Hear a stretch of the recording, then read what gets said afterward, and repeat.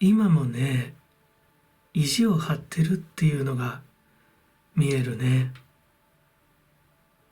あなたに対する愛は本物だよ。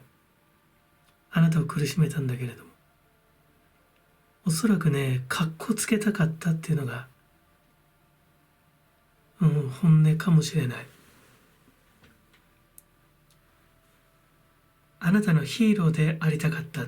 あなたを導いて、自分の俺はこんなにすごいんだぞっていうような世界観にあなたを招待したかったんだけど、現実には5のペンタクルスで行き詰まってしまったよって。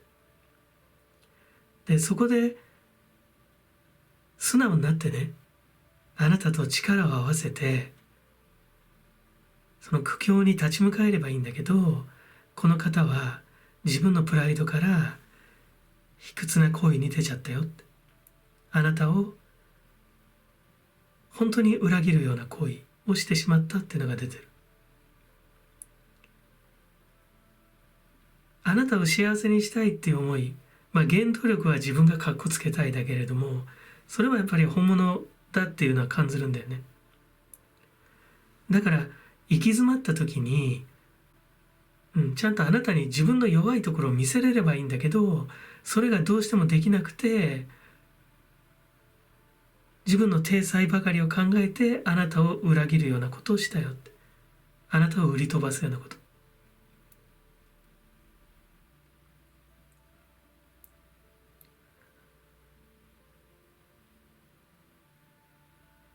しょうがないよね。その時点でのこの方の、人間的器。魂の成長の過程で克服できてない問題っていうの。それがそこであなたとの関係性で克服できればいいんだけども、それも拒んでこの方は今も自分の体裁という隠れ身の中にいるよって。だけどとてもね、せっつかれてる、気持ちの面では。だからある意味あなたに未だにカッコつけたいと思ってるんじゃないかな。もうちょっと言えば、俺は何も悪くない、お前が悪いんだみたいな多責思考でいるかもしれ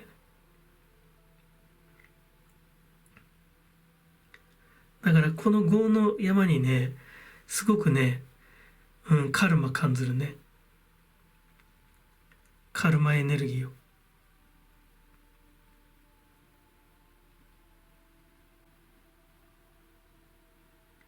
人間的器とすれば、あなたの方が成熟してるよというメッセージが来ます。この鯛の山なんだけど、クイーンのカップ、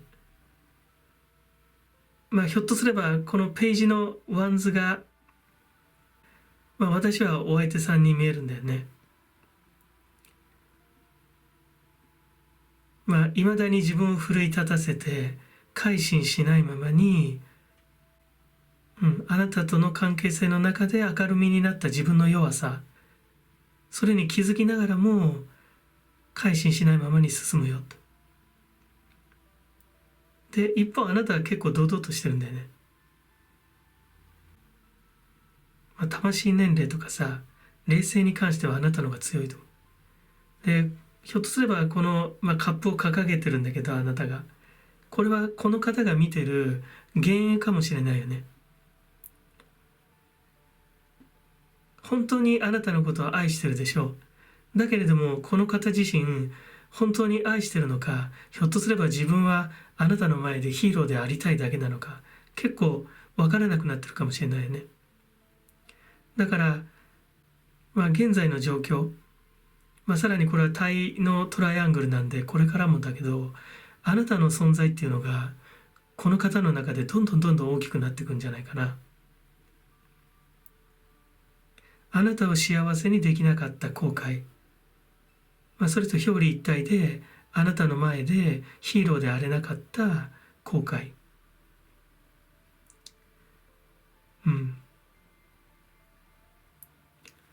大きいトライアングル、トップがエースのソーズが来てる。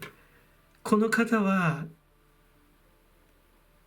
どうだろうな、今後この自分を反省しないままご利用しで進んでいこうとする力は感じる。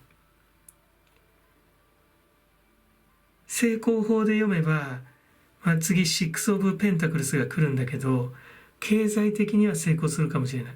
ただ魂のね領域ではあなたの存在に常に許しを請うている。もしくはもう一度ね、俺にかっこつけさせてくれっていうような独りよがりな願望なのかな。あなたにすがりつくよっていうのが出てるね。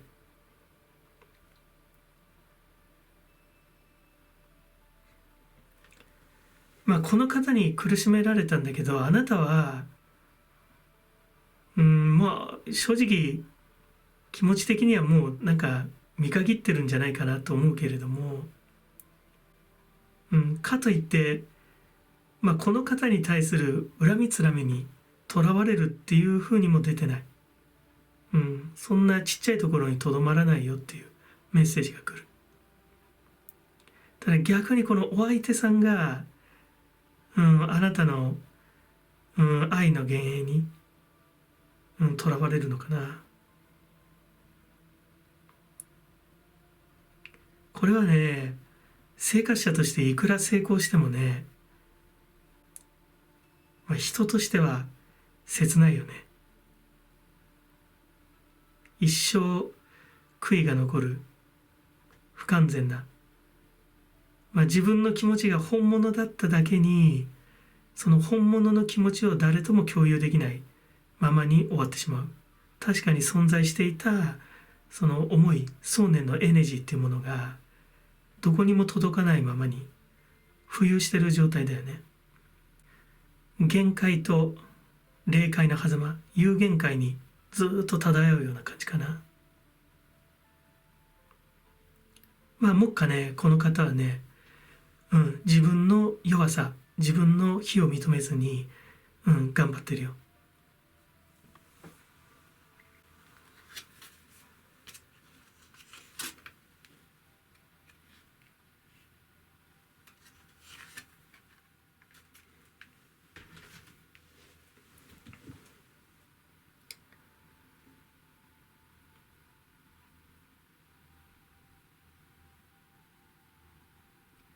両方とも力強いエネジーを感じます。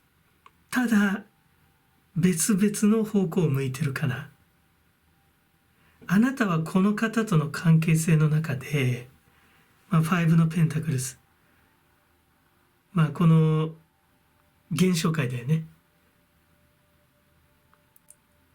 物質的価値に行き詰まる、困窮する、そういう経験を経て霊性が高まるよと。神や仏といった高次元の存在とつながるようになるよと。その恩恵に守られるよと。だからひょっとすればこの方とお付き合いしてた時、関係性を持っていた時はまだ気づかなかったような、開発されてなかったような感覚っていうものが開花するよ。そういうメッセージが来ます。もうこの方とは全くね、その意識してこの方を突っぱねるとかっていうね、そういうエネジーじゃなくて、もう本当に超えてしまったんだよっていうおおらかさを感じる。でこのクイーンのカップもそうなんだけど、だからこの方との関係性の中、これはとても痛いこと、あなたは苦しんだんだけれども、それを自分のその後のね、人生の糧として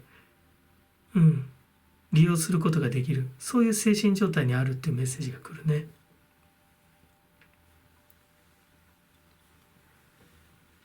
で一方この方なんだけれども、やっぱり自分の美意識の中にいるのかな。トップにソードが来てるだけにね、スペシャリストっていうことだよね。その専門的なとか、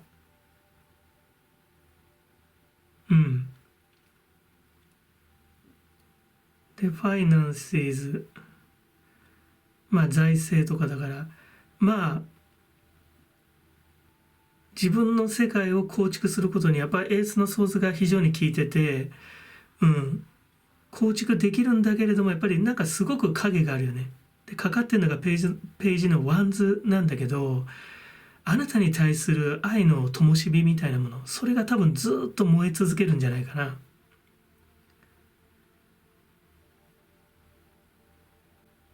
意地や建前だけでずっとこう戦い続ける。体裁はとてもいい方かもしれないけれども、この方にとってはピエロでしかないんじゃないかな。そのコントラストが外面内面の、生きれば生きるほどに色濃くなっていくよって、そういうメッセージが来ます。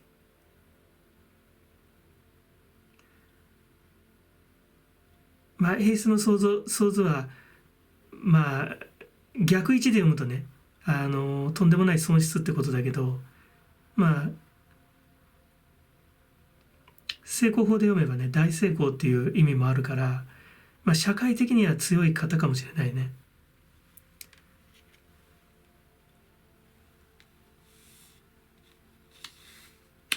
あなたとの関係性の償いとしてあなたに詫びることはできないと。プライドが高くて。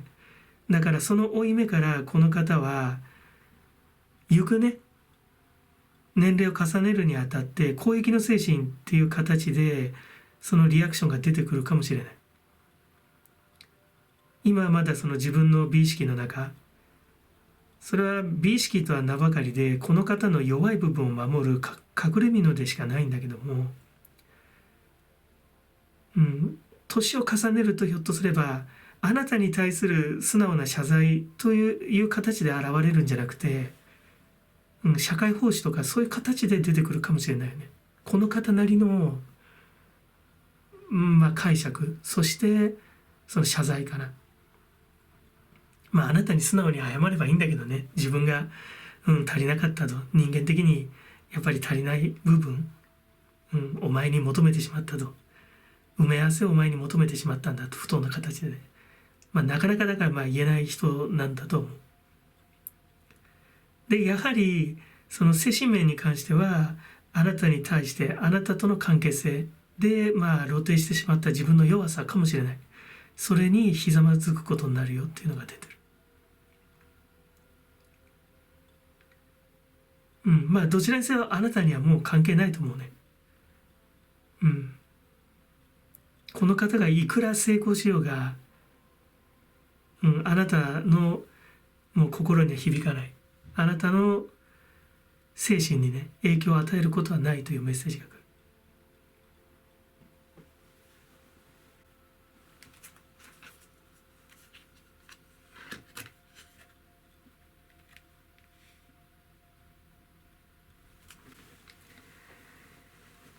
ちょっとロマンティックなスプレッドになったね。望まないかもしれないけれども、エースの想像からこの太陽神、光が降りてくる。だから今世においてはもうこのまま互いが互いの道を行くけど、来世は嫌が応でもまたお二人は出会います。これはあなたたちの意思に関係なくね、あなたとお相手さんがそれぞれがね、長寿であろうがもしくは短命に終わろうがね、今回お二人が接触したことによって発生した新たなカルマ、そのエネジーっていうのはお二人それぞれのエーテル体に記憶されてるよって。肉体を失った後にね、そのエーテル体が宇宙に帰っていって、また天からね、その来世にそのエネルギーが降り注いでくるよって。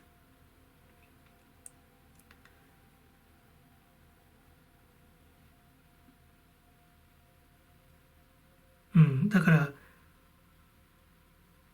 まあ望もうが望まないが、結構やっぱり大きな接触であって、今前においては解消しきれない、お互いがお互いの道を歩むことで互いがまあ成長する形だけど、また、来世出会って、今回の課題っていうの成熟できなかった、結実できなかったね、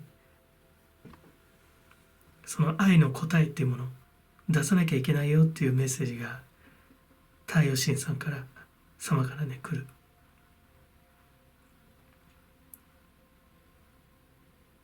まあこれはね嫌だって思うかもしれないけど、マグネットのようにね、マグネットに引きつけられる砂鉄のように、引っ張られるっていうのがね見えます。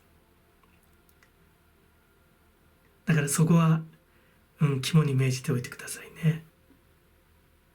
いいですね。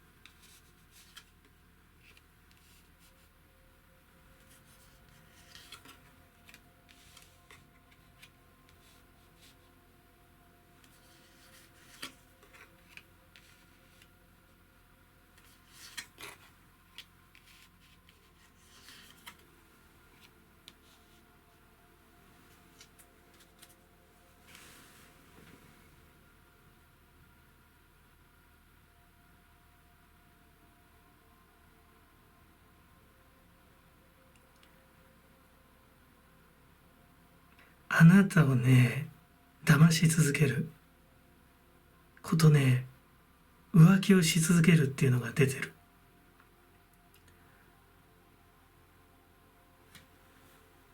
あなたを表すカードはね、このクイーンのソーズじゃないかな。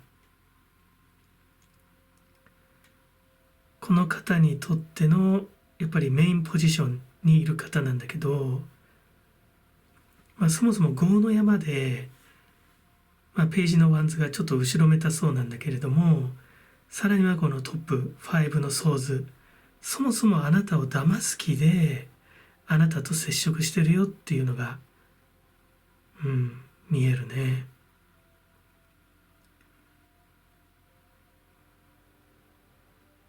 で、なぜこういうことをするのかっていうのがこの6オブカプスに出てるんだけど、精神年齢が3歳児、幼少期まで戻る、戻っちゃうのかな。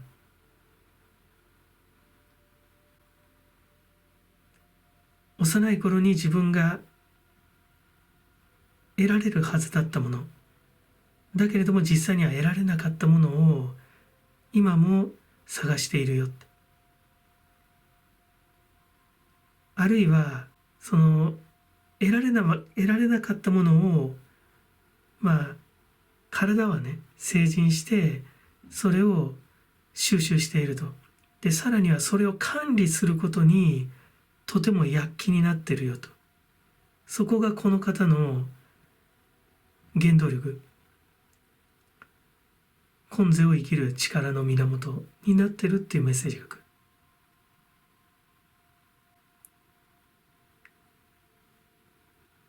大きいトライアングルの体の位置にナイトのカップがあるんだけど、愛人の存在っていうメッセージが来るんだよね。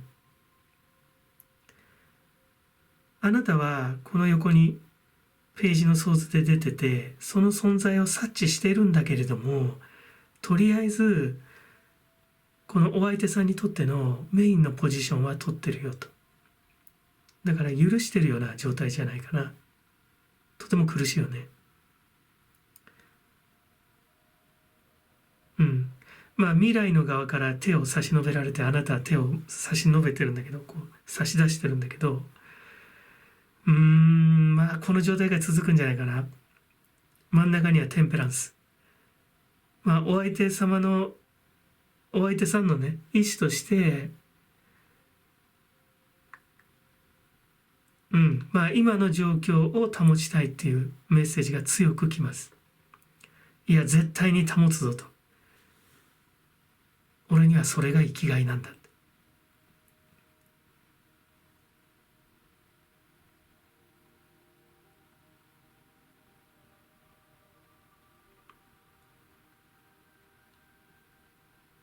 厳密に言えば、あなたに対する愛が本物なのかっていうのは結構疑わしいと思う。この方にとっては本物なんだと思うよ。だけれども未熟なんだよ。その原動力が。本来自分自身で克服しなきゃいけない課題をあなたを巻き込んで克服じゃなくて紛らわそうとしている。そのようなメッセージが来ますね。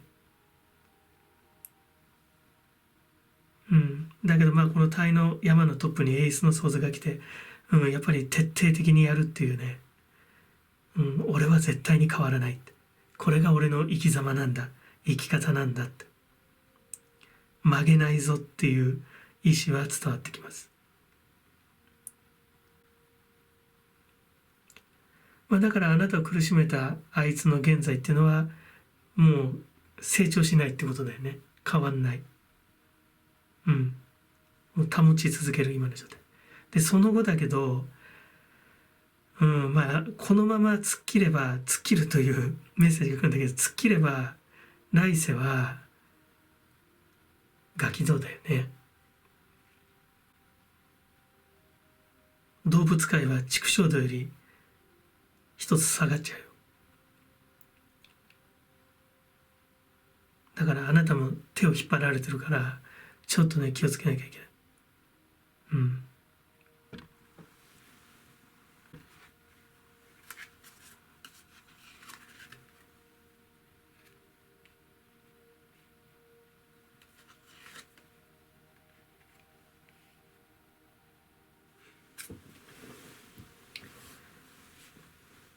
そうだな、やっぱりねちょっと不穏な流れっていうのがね出てるんだよね。まずねこっちが孤独、孤立、そして苦痛だけどクイーンソーズとしてのあなたはその事実にね自分の苦しさに背を向けてしまっている状態にある。まあ孤立させられてるような状況にあるかもしれないよね。あなたがその部外者の人たちにねこう今の状況っていうのをなかなか説明できないような囲われてる状態、言いくるめられてる状態にあるかもしれない。で結果それがどうなるかっていうとこっちのまあ生贄とかね、これ捨てるとかって意味もあるんじゃないかな。破棄されるとかいずれポイって捨てられちゃうかもしれない。犠牲とかだよね。献身的。で真ん中にそのテンペランス、節制、この状態を、まあ長く保つというようなメッセージが来るね。バランスをとってうまく保つみたいな。これはお相手さんの意思だと思うよ。だからねこの方からしたらそれがね当然だと思ってんだよ。これは自分の取り分だと。俺は自分の得るべきものを得てるんだと。だからあなたをそのクイーンの立場に置いておきながらね、実際にはこの大きいトライアングルのタイの位置のねナイト・オブ・カップ、結構積極的な恋敵じゃないかな。もうダークホースとして、権限されてくるよと。まあ無論あなたはもうなんとなく気づいている、その存在に。まだ不確かではあるけれどもページなんでね、なんとなく分かってるよって。それでも犠牲を払ってる状態。これはだけど結構やばいね。やばい状態だと思うね。だからね、お相手さんも過去で時計が止まっちゃってんのよ。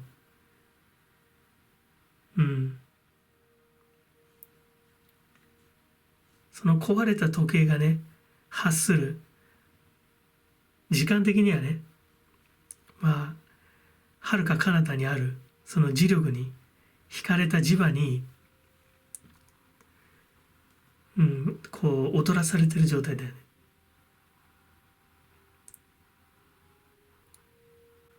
だから、お相手さんのその後どうなるっておそらく変わんないんじゃないかな。結構。まあ、ひょっとすれば、お子さんがいれば子供に対しては心を開く方かもしれないね。子供に関しては熱心な方かもしれない。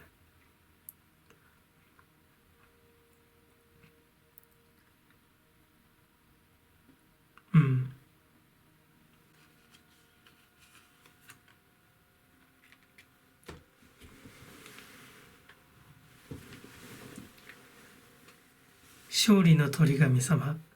一番最初に来たメッセージ。真ん中の節制がさ、翼があるけど、この均衡を射抜け。まあ、破れだね。まあ、これはあなたへのメッセージだと思う。でないとあなたは生贄として捧げられるよ。今世ね。あなたの人生は、ね、スケープゴートとしての役割にとどまってしまうよって。その均衡を破れっていうメッセージが来る。まあ勝利なんでね、非常に男性的な力があるから、お相手さんの立場で言えば、まあやっぱり、この、まあ、節制の翼じゃないけどさ、この今の均衡状態、今の保たれてるこのパワーバランスに勝機を見出してんだろうね。自分の人生の生きがい、これしかないんだみたいな。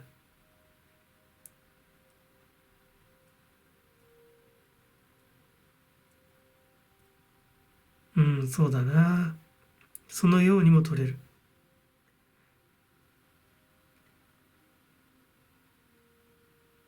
なんていうのかな、この今世を生きるさ、人生の活路を性表現にしか見出せない方かもしれないよね。まあ、過去のトラウマにやっぱりとらわれてる、その解消の仕方、その自分の中にある思いの表現が、そう色恋でしか達成できない方かもしれない。よく言えばノスタルジーかもしれないよね。非常にノスタルジックな方とも言えるかもしれないけど、多分おそらくそういうこうセピア色に染まったようなね、甘い部分を持ってらっしゃる方だと思うんだけど、ただまああなた的には非常に分が悪いと思うね。このままいくとね、良くない。現在もその後もこの方はね、変わんないはず。来世は畜生道を超えね、ガキ道まで行ってしまう方。だからあなたもそのエースコートにね、惹かれるとね、危険だと。どっかでやっぱり区切りをね、つけた方がいいんじゃないかな。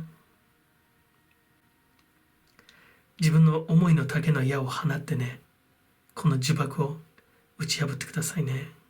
いいですね。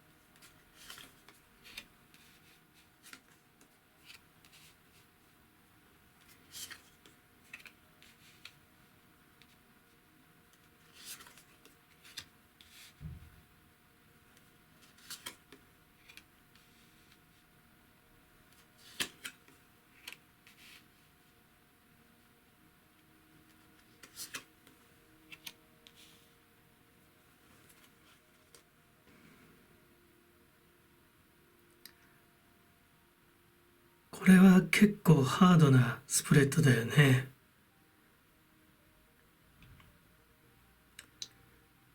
離婚する詐欺かもしれない。お相手さんは、あなたと今ある家庭を捨ててね、もしくは今ある形でもいいよね。形を捨てて、あなたと一緒にやっていくよっていうようなほのめかし詐欺をやっていたかもしれないよね。この5の山なんだけれども、トップまず3で、こっちの5の5が10オブペンタクルス来てるんだけど、あなたがひょっとすれば愛人の立場かもしれないよね。そういうメッセージが一番強くくる。でだけれども、やっぱりなんか状況が思わしくなかったんじゃないかな。家庭は幸せな家庭だけれども行き着いてる家庭でもあって、やっぱり夫婦間に亀裂が入っていたと。しかしどうやら状況が改善して、雑産、ひょっとすればそのお子さんが生まれたとか何かあったかもしれないよね。産は子供の意味もあるんで、屈託のない喜び、無邪気さとか。だけどそういう状況にもなったにもかかわらず、この方はまだあなたに、いや、いずれ今の関係性っていうのは清算するよと。お前との関係性を優先するよという、マジシャンの立場を取ってるよっていうのが、見えるかな。で、この大の山のトップ、ワールドが来てんだよ。で、こっち5の山3でしょ。だから結構、完成された、ここもそうだね、10オブペンタクルなんだけど、完成された自分のコミューン、所属先を持ってる方だよ。で、5は皇帝が来てるでしょ。で、そういう立ち位置にありながら、あなたと接触を図っていたよっていう、なんかそんなメッセージが来るよ。で、もうお気づきかと思うけど、だけど、タイの山のね、タイ、大きなトライアングルでもそうなんだけど、テンオブソーズで、ジエンドだね。で、トップにスリーオブソーズが来てるけれども、三つどもへのトラウマ、カルマと言っていいかもしれないよね。このエネジーが作用して、この天まで行くよと。で、真ん中のナイトのカップは、このテンオブペンタクルのこの方に私は見えるんだよね。あなたに見えると。ひょっとすれば、あなたのね、思いっていうのが、このスリーオブソーズのね、昇進、ハーブレイクの、この思いがこの方ここまで持っていくかもしれないね。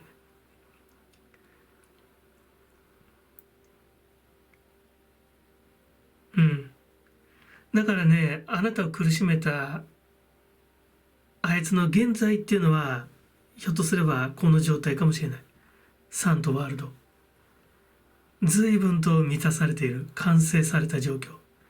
だけど、その後どうなるかは、このテンオブソーズっていう形で出てる。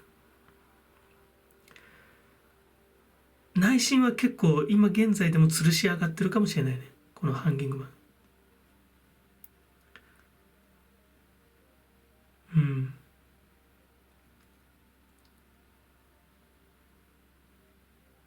あなた次第かもしれないよ。もうあなたがこの方の前から去れば、この方は、ここにいられるかもしれないね。トップのスリーオブソーズはさ、あなただけの想念ではない。お相手さんもやっぱりあなたに、実際フォーリンラブしてんだよ、やっぱり。だからどうしても忘れられない。やっぱりちょっかい出しちゃう。だから三つどもえの流れの中でやっぱここ行っちゃうのかな。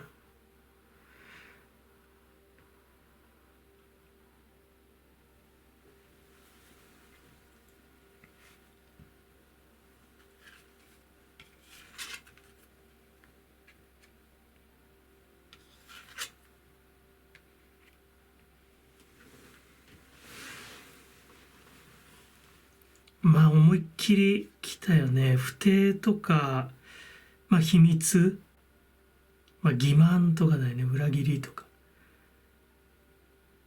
まあそれが10オブペンタクルと3にかかってる。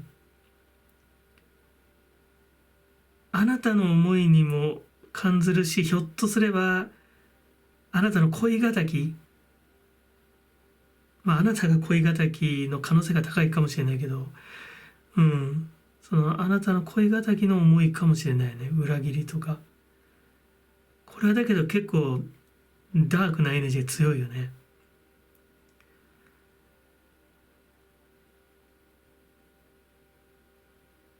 うん。で、そしてこっちがちょっと意外に怖いんだけど、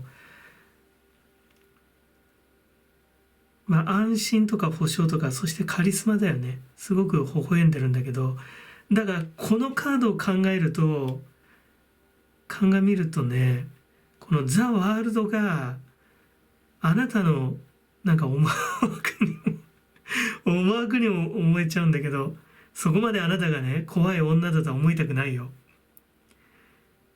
もう悔しい思いをね、念として飛ばす。その念はやがてね、日韓的なものとなってね、お相手さんの枕元に立つような生き量となって、あなたの思いをこう、遂げる、完遂するというか、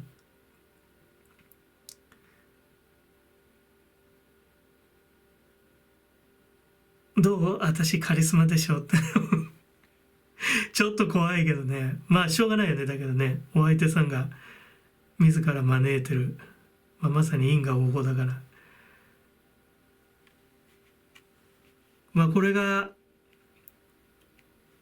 そうね、このワールドとこの天の構図にかかってるかな。まあもしくはこのハンギングマンもそうだな。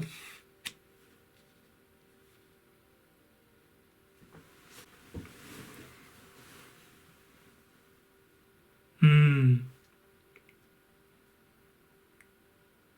だから仮にあなたがね、この方との関係性の成就を果たした時は逆にその恋敵さんの念に気をつけた方がいいかもしれないね。あなたがこの方とのね、こう関係性を成就させたらね、今度逆にあなたがそう追われる立場に、そう念を飛ばされる立場になるから、ちょっと気をつけた方がいいかもしれない。それこそ因果応報になっちゃうよ、また。そう。まあ今現時点ではね、そんな風に感じないけど、おそらく、まあ、あなたが苦しんだわけだからね。あなたを苦しめたあいつだから。うん。だからやっぱり、あなたは騙される形になったと。うまいことを言ってね、関係を先延ばしされて、まあ苦しんだと。で、その報いを、まあ、あいつがね、受けるという流れかな。ただちょっとこの微笑みは怖い感じがするよね。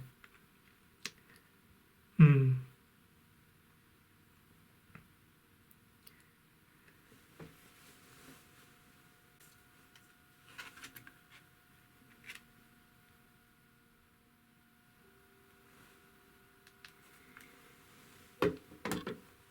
これで、頬でみのみことか。これで窓でも開いたらおどろどろしいスプレッドになっちゃうなと思ったけど、まあよかったね。笑顔の神様だね。なんとなく子だくさんみたいにも見えるけど、さすがにこんなに子供は産めないだろうけれども。笑顔の、神様なんとなくだけど、あなたのなんかこう討伐の情念がね、こう本当、そうそう、勝利して、あなたの微笑みって考えると結構怖かったりするけど、うん。そうだね。まあ、成功法で読めば、やっぱりね、あなたを、騙した、このお相手さん、うまいこと言ってあなたを言いくるめてた。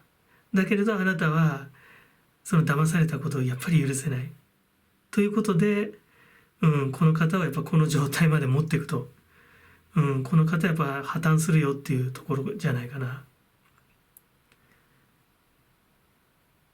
なんかだんだんなんかほほでみの御事様がね、なんかこの子供たちの笑顔が怖く見えてくるんだけど、ちょっとある意味窓が開いた方がなんかさっぱりしたかもしれないね。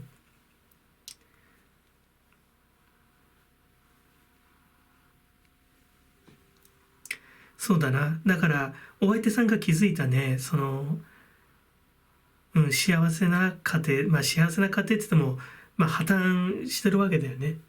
その水面下ではね、もう。それが権限化されてないだけであって、だからまあ、ひょっとすればあなたが壊したわけじゃないんだよ。そもそもその壊れる前段階、病前症状というのかな、